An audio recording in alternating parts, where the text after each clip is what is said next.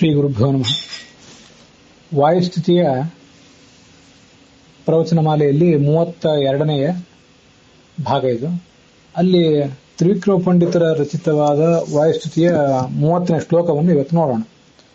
ತದ್ದುಷ್ಪ್ರೇಕ್ಷಾನುಸಾರಾತ್ ಕತಿಪಯ ಕುನರೈರಾದೃತೋನ್ಯೈರ್ವಿಸೃಷ್ಟೋ ಬ್ರಹ್ಮಾಹಂ ನಿರ್ಗುಣೋಹಂ ವಿತಥಮಿದಮಿತಿ ಹ್ಯೇಷ ಪಾಷಂಡವಾತಃ ತದ್ಯುಕ್ತ್ಯಾ ಭಾಸಜಾಲ ಪ್ರಸರ ವಿಷತರುದ್ದಾಹ ದಕ್ಷ ಪ್ರಮಾಣ ಜ್ವಾಲಾಮಾಲಾಧರಾಗ್ನಿಃ ಪವನ ವಿಜಯತೆ ತೇವತಾರಸ್ತೃತೀಯಃ.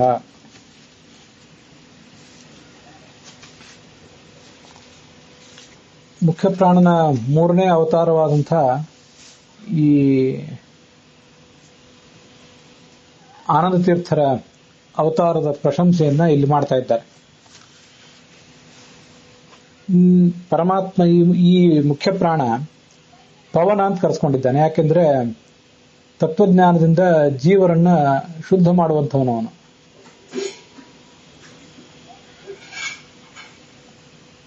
ಈ ಮುಖ್ಯ ಪ್ರಾಣ ಏನೊಂದು ಶಾಸ್ತ್ರವನ್ನು ರಚನೆ ಮಾಡಿದ್ದಾನೆ, ಆ ಶಾಸ್ತ್ರವನ್ನ ಜಗತ್ತಿನಲ್ಲಿ ಇರುವಂತಹ ಎಲ್ಲರೂ ಕೂಡ ಒಪ್ಪಲಿಲ್ಲ. ಕಲಿ ಮತ್ತು ಮಣಿಮಂತ ಮೊದಲಾದ ದೈತ್ಯರು ತಮ್ಮ ದುರ್ಬುದ್ಧಿಗನುಸಾರವಾಗಿ ಏನೇನು ಬೋಧನೆಗಳನ್ನು ಮಾಡಿದ್ರು, ಅದನ್ನೇ ಕೆಲವರು ನಂಬಿ ನಾನೇ ಬ್ರಹ್ಮನಾಗಿದ್ದೇನೆ, ಪರಮಾತ್ಮ ನಿರ್ಗುಣನಾಗಿದ್ದಾನೆ, ಜಗತ್ತು ಸುಳ್ಳು, ಈ ಮೊದಲಾದ ವೇದ ವಿರುದ್ಧವಾದಂತಹ ಅಭಿಪ್ರಾಯವನ್ನೇ ಒಪ್ಪಿ ಮುಂದುವರೆದರು. ಆದರೆ ಸಜ್ಜನರು ಅದನ್ನ ತಿರಸ್ಕರಿಸಿದರು.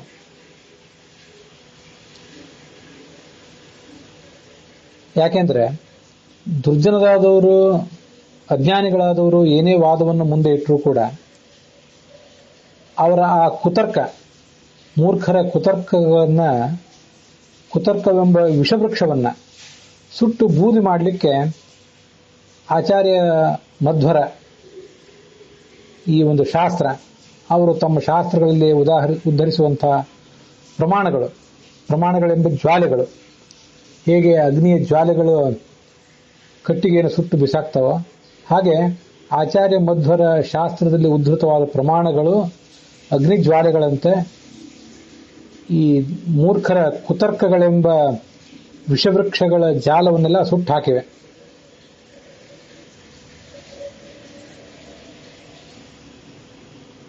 ಹೀಗೆ ನಿಮ್ಮ ಈ ಮುಖ್ಯ ಪ್ರಾಣನ ಮೂರನೇ ಅವತಾರವಾದಂತಹ ಈ ಆನಂದ ತೀರ್ಥರ ಅವತಾರ ವಿಜಯಶಾಲಿಯಾಗಿ ಮೆರಿತಾ ಇದೆ.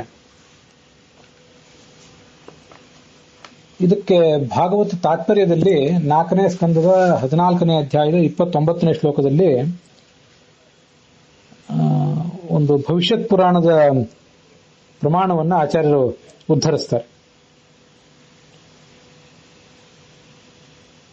ಹಿಂದೆ ಈ ವೇನ ಅಂದ್ರೆ ಪೃಥು ಚಕ್ರವರ್ತಿಯ ತಂದೆ ನಾನೇ ಪರಮಾತ್ಮ ಅಂತ ಧ್ಯಾನ ಮಾಡ್ತಾ ದುರ್ಗತಿಯನ್ನು ಪಡೆದ. ಅವನು ತಾನು ಬದುಕಿದ್ದಾಗ ತನ್ನ ಸಿದ್ಧಾಂತವನ್ನು ಎಲ್ಲ ಕಡೆ ಪ್ರಚುರಪಡಿಸಿದ್ದ. ಅನೇಕ ಜನ ದುಷ್ಟರಾದವರು, ಅಸುರರು, ರಾಕ್ಷಸರು ಮೊದಲಾದವರೆಲ್ಲ ಅದನ್ನು ಸ್ವೀಕಾರ ಮಾಡಿದರು. ಅಹಂ ಬ್ರಹ್ಮೇತಿ ವೇನಸ್ತು ಧ್ಯಾಯನ್ನಾಪ ಅಧರಂ ತಮಃ ತದ್ರಾಂಧಾಂತೋ ಮಹೀಂ ವ್ಯಾಪ್ತಃ ಭೇರ್ಯ ಕ್ಯಾಪಯತೋ ನಿಶಂ. ಡಂಗುರ ಸಾರಿಸಿ ಎಲ್ಲ ಕಡೆ ಪ್ರಚಾರ ಮಾಡಿದ್ದ ಅವನು. ಆದ್ರಿಂದ ಅಸುರಾಹ ರಾಕ್ಷಸಾಶ್ಚೈವ ಪಿಶಾಚಾಹ ತತ್ಪತಿ ಸ್ಥಿತಾಹ, ಅವರೆಲ್ಲ ಅದನ್ನೇ ಸ್ವೀಕಾರ ಮಾಡಿಬಿಟ್ರು. ಭೂಮೌ ತತ್ ಪೃಥುನಾ ಸರ್ವಂ ನಿರಸ್ತಂ ಮಹಿತಾತ್ಮನ. ಮುಂದೆ ಅವನ ಮಗ ಪೃಥು ಚಕ್ರವರ್ತಿ ಭಗವಂತನ ಭಕ್ತನಾಗಿದ್ದ. ಅವನು ತಂದೆ ಪ್ರಚುರಪಡಿಸಿದ ದುರ್ಮಾರ್ಗವನ್ನೆಲ್ಲ ನಷ್ಟ ಮಾಡಿದ್ದ. ಪುನಃ ಕಲಿಯುಗೆ ಪ್ರಾಪ್ತೆ 28 ಮೇ ಮನೋಹ. ವಯೋಸುತ ಮನ್ವಂತರದಲ್ಲಿ 28ನೇ ಕಲಿಯುಗ ಬಂದಾಗ ಕ್ರೋಧವಶರೆಂಬ ದೈತ್ಯರು ಈ ಮಣಿಮಂತರ ನೇತೃತ್ವದಲ್ಲಿ ಮತ್ತೆ ಭೂಮಿಯಲ್ಲಿ ಜನಿಸಿ ಈ ಸಿದ್ಧಾಂತವನ್ನೆಲ್ಲ ಎಲ್ಲ ಕಡೆ ಪ್ರಚುರಪಡಿಸಿದರು. ವೈವಸ್ವತಸ್ಯ ಸಮಯೇ ಜಾತಾಹ ಕ್ರೋಧವಶಾಹ ಭುವಿ ಖ್ಯಾಪಯಂತಿ ದುರಾತ್ಮಾನಃ ಮಣಿಮಾಂಸ್ತತ್ ಪುರಸ್ಸರಃ. ಮಣಿಮಂತ ಅವರಿಗೆ ಮುಖ್ಯನಾಗಿ, ಅವರ ನಾಯಕನಾಗಿ ನಿಂತುಕೊಂಡು ಈ ದುಷ್ಟಶಾಸ್ತ್ರವನ್ನು ಎಲ್ಲ ಕಡೆ ಪ್ರಚುರಪಡಿಸಿದ ಅಂತ ಭವಿಷ್ಯತ್ ಪುರಾಣದಲ್ಲಿದೆ, ಅದನ್ನು ಭಾಗವತ ತಾತ್ಪರ್ಯದಲ್ಲಿ ಹೇಳಿದ್ದಾರೆ. ಹೀಗೆ ಆ ಅದ್ವೈತ ಶಾಸ್ತ್ರವೆಲ್ಲವೂ ಕೂಡ ಮಣಿಮಾನ್ ಎಂಬ ರಾಕ್ಷಸ ಈ ಜಗತ್ತಿನಲ್ಲಿ ಪ್ರಚುರಪಡಿಸಿದಂತಹ ಒಂದು ಶಾಸ್ತ್ರವಾಗಿದೆ. ಶ್ಲೋಕದ ಶಬ್ದಾರ್ಥ ಹೀಗಿದೆ ಈ ಮುಂದಿನಂತೆ: ಪವನ ಎಲ್ಲರನ್ನೂ ಶುದ್ಧ ಮಾಡುವಂತಹ ಮುಖ್ಯ ಪ್ರಾಣನೆ. ಅಹಂ ನಾನು ಬ್ರಹ್ಮ ಪರಬ್ರಹ್ಮನಾಗಿದ್ದೇನೆ, ನಾನೇ ಪರಮಾತ್ಮನಾಗಿದ್ದೇನೆ.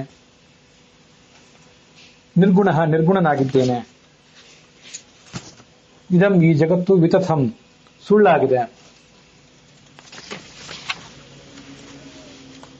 ಇತಿ ಎಂದು ಏಷಃ ಈ ಪಾಷಂಡವಾದ ವೇದ ವಿರುದ್ಧವಾದಂತಹ ವಾದವು ತತ್ ಆ ಕಲಿಯ ಮತ್ತು ಮಣಿವಂತನ ದುಷ್ಪ್ರೇಕ್ಷ ಅಂದ್ರೆ ದುರ್ಬುದ್ಧಿಗೆ ಅನುಸಾರವಾಗಿ ಕತಿಪಯ ಕುನರೈಹಿ, ಕತಿಪಯ ಅಂದ್ರೆ ಕೆಲವರು, ಕುನರರು ಅಂದ್ರೆ ಮೂರ್ಖರು, ಅವರಿಂದ ಆದೃತಃ ಸ್ವೀಕರಿಸಲ್ಪಟ್ಟಿತು, ಕೆಲವರು ಅದನ್ನು ಸ್ವೀಕರಿಸಿದರು. ಅನ್ಯೈಹಿ ವಿಸೃಷ್ಟ, ಬೇರೆಯವರು ಕೆಲವರು ಅದನ್ನ ಆಧರಿಸಲಿಲ್ಲ. ತತ್ ಆ ಮಣಿಮಂತನ ಯುಕ್ತ್ಯಾಭಾಸ ಜಾಲ, ಯುಕ್ತಿ ಅಂದ್ರೆ ತರ್ಕಗಳು, ಸರಿಯಾದ ಯುಕ್ತಿಗಳೆಲ್ಲ ಕುತರ್ಕಗಳು. ಆ ಕುತರ್ಕಗಳ ಆಭಾಸ ಅಂದ್ರೆ ಕುತರ್ಕ ಅಂತ ಅರ್ಥ. ಅದರ ಜಾಲ ಅಂದ್ರೆ ಸಮೂಹ, ಅದರ ಪ್ರಸಾರ ಅಂದ್ರೆ ಎಲ್ಲ ಕಡೆ ಹಬ್ಬುವಿಕೆ, ಹರಡುವಿಕೆ, ಪ್ರಚಾರಕ್ಕೆ ಬರುವಿಕೆ. ಅದೇ ಒಂದು ವಿಷದ ವೃಕ್ಷ ಇದ್ದಂತೆ ಅದರ ಉದ್ದಾಹ ಚೆನ್ನಾಗಿ ಸುಟ್ಟಾಕುವಿಕೆ. ಅದರಲ್ಲಿ ಪ್ರಮಾಣಗಳೆಂಬ ಜ್ವಾಲೆಯ ಮಾಲೆ, ಪ್ರಮಾಣಗಳೆಂಬ ಜ್ವಾಲಾಮಾಲಾ ಜ್ವಾಲೆಗಳ ಸಮೂಹವನ್ನ ಧರಿಸಿರುವ ಈ ವಾಯುದೇವ ಮುಖ್ಯ ಪ್ರಾಣನಾಗಿ ತನ್ನ ಮೂರು ರೂಪದಲ್ಲಿ ಏನು ಕಾರ್ಯ ಮಾಡಿದ್ದಾನೆ, ಅದಲ್ಲದೆ ಹನುಮ, ಭೀಮ, ಮಧ್ವ ಮೊದಲಾದ ರೂಪಗಳಲ್ಲೂ ಕೂಡ ಆ ಕಾರ್ಯವನ್ನು ಮುಂದುವರಿಸಿದ್ದಾನೆ. ಪ್ರಮಾಣಗಳನ್ನು ಪುಂಖಾನುಪುಂಖವಾಗಿ ಒದಗಿಸಿಕೊಟ್ಟು ಆ ದುಷ್ಟವಾದವನ್ನೆಲ್ಲ ಆಚಾರ್ಯರು ನಿರಾಕರಿಸಿದ್ದಾರೆ. ಅಗ್ನಿ ಆ ವಿಷ ವೃಕ್ಷಗಳ ಸಮೂಹವನ್ನೆಲ್ಲ ಸುಟ್ಟು ಹಾಕುವಂತೆ. ಹೀಗೆ ನಿನ್ನ ತೃತೀಯ ಅವತಾರ, ಮೂರನೇ ಅವತಾರವು ವಿಜಯತೆ ಮೆರೀತಾ ಇದೆ. ಎಲ್ಲ ಕಡೆ ಅದು ಆದೃತವಾಗಿದೆ, ಸ್ವೀಕಾರಕ್ಕೆ ಎಲ್ಲ ಕಡೆಯಿಂದ ಸ್ವೀಕರಿಸಲ್ಪಟ್ಟಿದೆ ಅಂತ ಅದರ ಅರ್ಥ. ಇಲ್ಲಿ ಪ್ರತಿವಾದಿ ಜಯದ ವರ್ಣನ ಇರುವುದರಿಂದ ಆಚಾರ್ಯರು ಅದ್ವೈತದ ಖಂಡನೆಯನ್ನು ಮಾಡಿ ಜಯಶಾಲಿಗಳಾದರು ಅಂತ ವರ್ಣನೆ ಇರುವುದರಿಂದ ಈ ಶ್ಲೋಕದ ಪುರಶ್ಚರಣದಿಂದ ಪ್ರತಿವಾದಿ ಜಯ ಆಗ್ತದೆ ಅಂತ ಖ್ಯಾತವಾದಂತಹ ಫಲಶ್ರುತಿ ಇದಕ್ಕಿದೆ. ಅದರ ವಿವರದೊಂದಿಗೆ ಇವತ್ತಿನ ಈ ಭಾಗ ಸಮಾಪ್ತವಾಗಿದೆ.